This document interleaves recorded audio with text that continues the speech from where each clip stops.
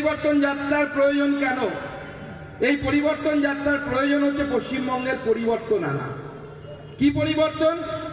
যে পরিবর্তনের ডাক মমতা বন্দ্যোপাধ্যায় দিয়েছিলেন, যে বুদ্ধদেব ভট্টাচার্য সরে যাবেন আর সঙ্গে একজন মহিলা এসে সিংহাসনে বসবেন, তৃণমূল নেতাদের জীবনযাত্রার পরিবর্তন হয়ে যাবে, বাংলার সাধারণ মানুষের জীবনের কোনো পরিবর্তন হবে না। আমরা সেই পরিবর্তন আনতে চাই না বন্ধুগণ। বিজেপির কোনো একজন নেতা মুখ্যমন্ত্রী হবেন, তাতে বাংলার মানুষের লাভ কি?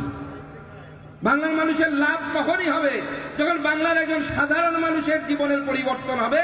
আর ভারতীয় জনতা পার্টি সেই পরিবর্তন আনতে চায়। সেই পরিবর্তন আমরা বাংলার জনতার জীবনে আনতে চাই। আমরা সেই পরিবর্তনের স্বপ্ন দেখি, যে পরিবর্তন একসময় বাংলাকে সেই জায়গায় পৌঁছে দিয়ে যাবে যে বাংলাকে সোনার বাংলা বলা হতো। মুখ্যমন্ত্রী গোটা পশ্চিমবঙ্গকে লক্ষ্মীর ভান্ডার দিয়ে নারায়ণ ছাড়া করে দিয়েছেন। গ্রামে গিয়ে দেখুন, মহিলারা লক্ষ্মীর ভান্ডার পাচ্ছে, বাড়িতে গিয়ে কোনো পুরুষ নেই। পুরুষ তার বাড়ির নারায়ণ, অন্য রাজ্যে গিয়ে মাথায় ইটের ছাপা নিয়ে 3 তলা 4 তলা 5 তলা উঠে গাঁথরির কাজ করছে।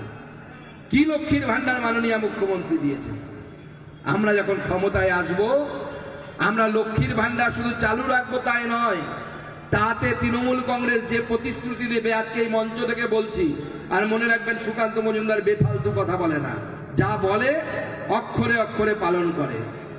1 টাকা বেশি হলেও তৃণমূল কংগ্রেসের থেকে টাকা আমরা বাড়াবো, লক্ষ্মীর ভান্ডারের টাকা আমরা দেব। কিন্তু আমরা এখানে থামবো না।